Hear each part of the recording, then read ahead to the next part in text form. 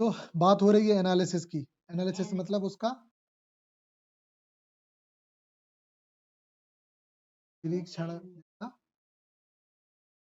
उसको समझना। तो देखो, डोरोथिया ब्रूक, सेलिसिलिया ब्रूक, दोनों बहनें, कॉन्ट्राडिक्शन इन देयर नेचर, दोनों के नेचर में अंतर है। मिडिलमार्च द नोबेल ऑफ रिलेशन, मिडिलमार्च एक नोबेल जो संबंधों का, मतलब ये संबंधों का नोबेल है। Story of an idealistic young girl, एक आइडियलिस्टिक मतलब एक आदर्श लड़की की, ठीक, हर एम्बिशन की आकांक्षा in life to help people, ये एक एम्बिशन होता है कि लोगों की हर मैरिज की शादी with a dried up old scholar Casaubon, सब पढ़ चुके हैं अपन, ठीक है, कि शादी एक ओल्ड स्कॉलर कैजेबन से होती है। Thinking that help him in his research will be the project he will do after marriage, का सपना होता है, वो सोचती है कि मैं इसकी मदद करूंगी शादी के बाद, रिसर्च में ये भी सीखूंगी। आफ्टर मैरिज सी डिस्कवर, शादी के बाद वो ये पाती है that her husband cares more for his research than,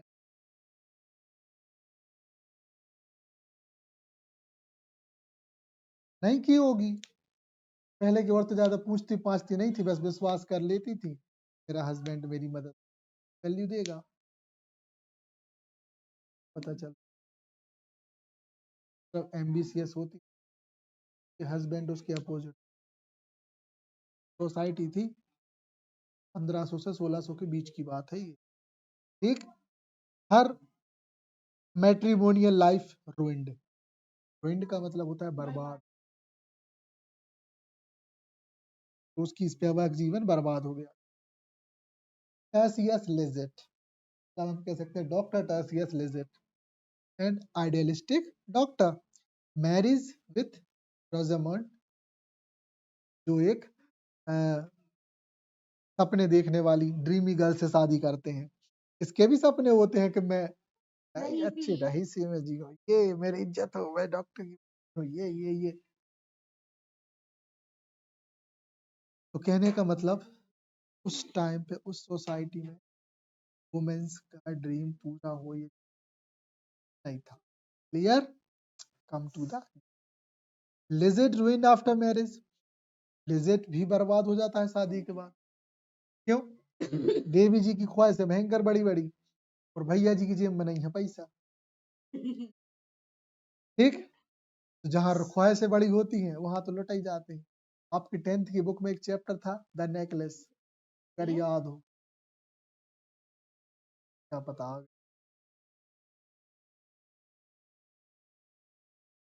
अरे अगर वो उस कहानी सुना दी तुम्हारे कांटे खड़े हो जाएंगे, तुम झुक कर रह जाओगी कि बर्बाद हो गई या तो, राइट। तो द नेकलेस भी डाल दोगे ना यूट्यूब पे, दिमाग खराब हो जाएगा, मतलब पढ़ने के बाद अब मजा आ जाएगा, तुम कहोगी बर्बाद हो गई थी, हाँ।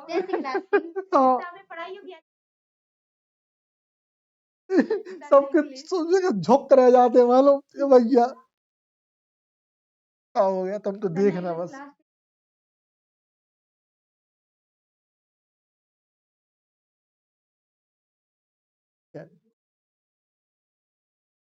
Thought romantic courtship lead to trouble, छोटा एक रोमांटिक कोर्टशिप मतलब एक रोमांटिक कहानी है ना, तो मतलब एक डिफरेंट कैटेगरी के परिवारों, बिकॉज बोथ पार्टीज मतलब दोनों टाइप के लोग एंटरटेन अनरियलिस्टिक आइडल, कुछ गरीब होते हैं, कुछ मिडिल क्लास होते हैं, सब अपनी अपनी औकात के हिसाब से होशियारी बताते हैं, सही है। They married without getting to know one another, ये सब तुमने वही क्वेश्चन पूछा ना कि जो बात नहीं करते हैं, तो जे लोग शादी करते हैं बिना एक दूसरे को जाने, अधूरी ढोरों की शादी,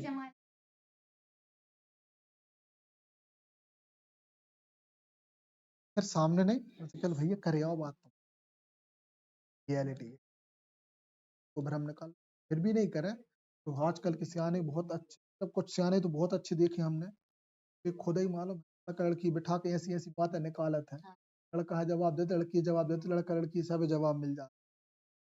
ये न हो तो आजकल की जो जनरेशन है, जैसे हम ऐसे ऐसे क्वेश्चन पूछ ले हैं, तो उन्हें समझ में जाता अरे भैया नहीं बड़ो नहीं आगो, पूरी ओपन निकल आई बात निकल याद से।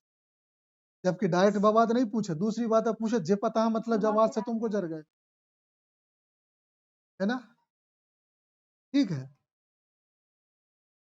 सब समझ में आ जाता है, ये कर कहानी। ठीक, आगे बात करें, marriage based on capability work better, शादी इस बात पे निर्भर करती है कि आप कितना बेटर काम करते हो।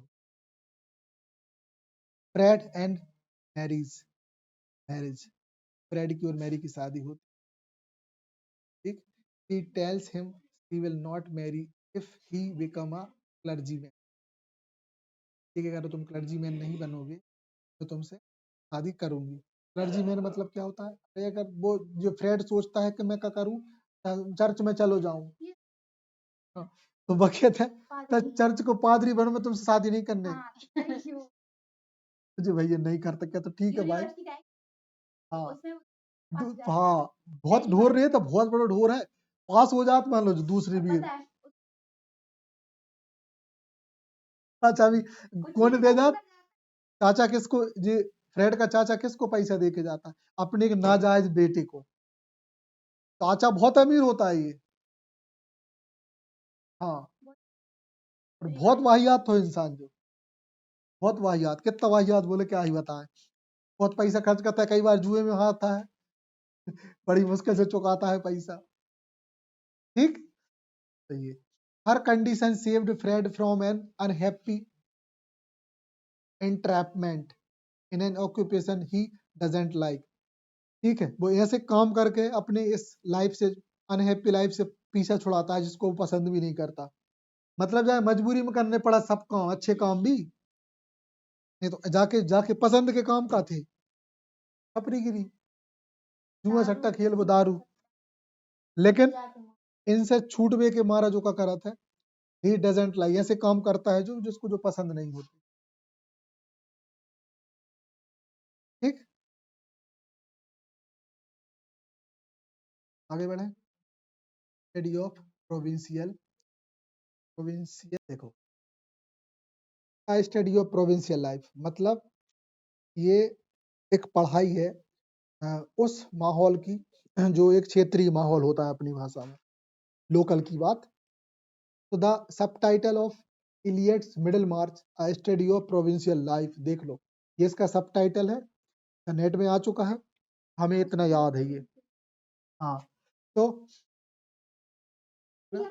सक्सिंक्टली डिमोन्स्ट्रेट हर ब्रेथ, मतलब ब्रीथ ऑफ एम्बिशन, मतलब एक क्या बोलते हैं अपन उसको,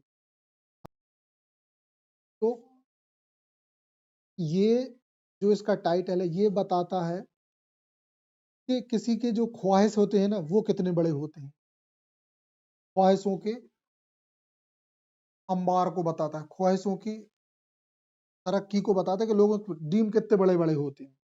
ठीक, Eliot is not merely concern, Eliot अकेली ऐसी नहीं थी जो इस बात पे इसकी बात करती थी with the provincial, sorry with the individual narratives, है ना, किसी व्यक्ति के पर्सनल लाइफ की, बट ऑल्सो, लेकिन with the society at large, क्योंकि हमारी सोसाइटी बहुत बड़ी है ना, और मतलब ये बोल रहे कि वो अकेले इंडिविजुअल की बात नहीं करती थी, also the society at large, ये भी बात करती थी, सोसाइटी भी बहुत बड़ी है, सोसाइटी भी मायने रखती है।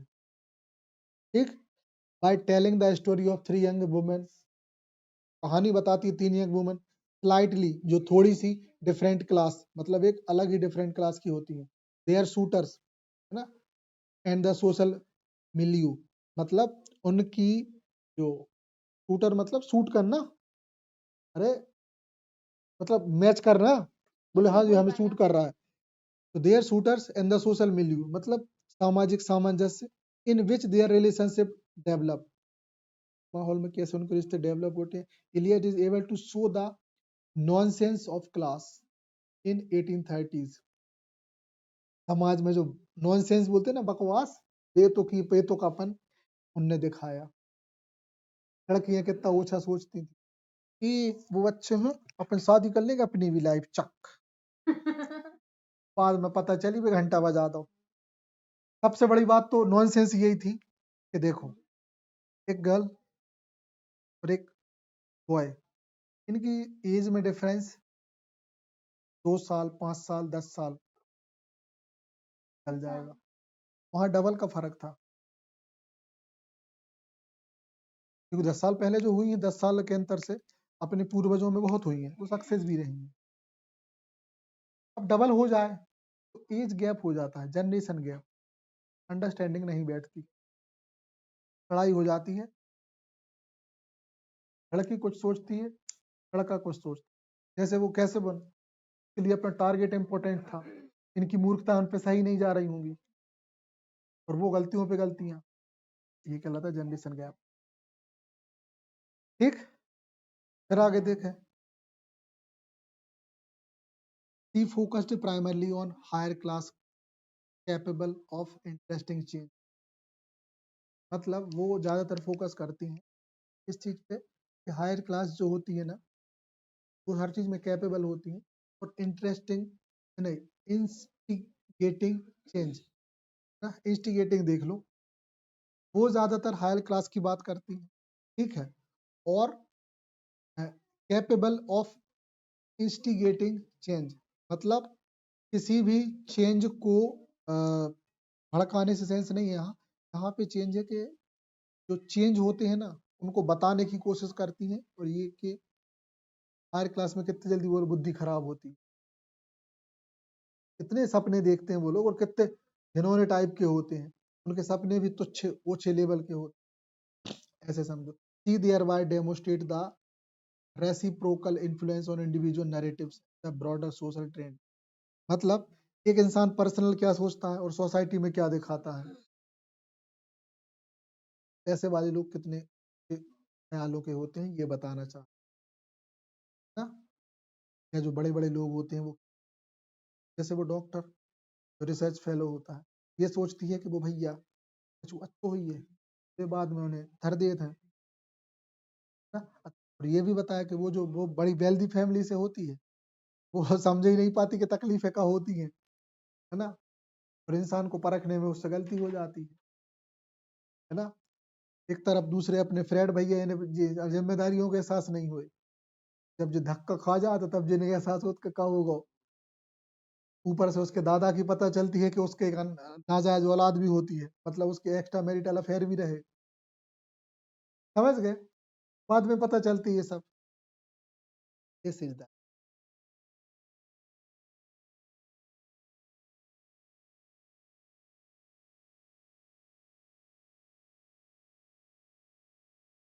Problems, but one can understand structure is marriage.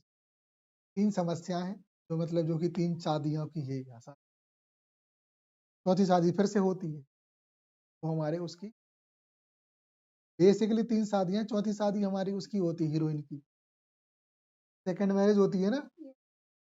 ठीक, it's primarily focus Dorothea Brooks. Basically किस पे फोकस है, डोरिथिया पे। Dorothea is the novel's spinozan core. Spinozan मतलब उसका सेंटर एरिया है। Believes in the supremacy believes in the supremacy of knowledge and the things she can find wisdom by marriage and assisting the elderly would be। बात वही repeat हो गई कि वो भी स्कॉलर्स बनना चाहती थी। इन हर इपोनिमस सेक्शन, और उसका एक छुपा हुआ पॉइंट ये था, Dorothea is visit by the doctor Lydgate. Doctor के पास जाती है, who quickly marriage town beauty,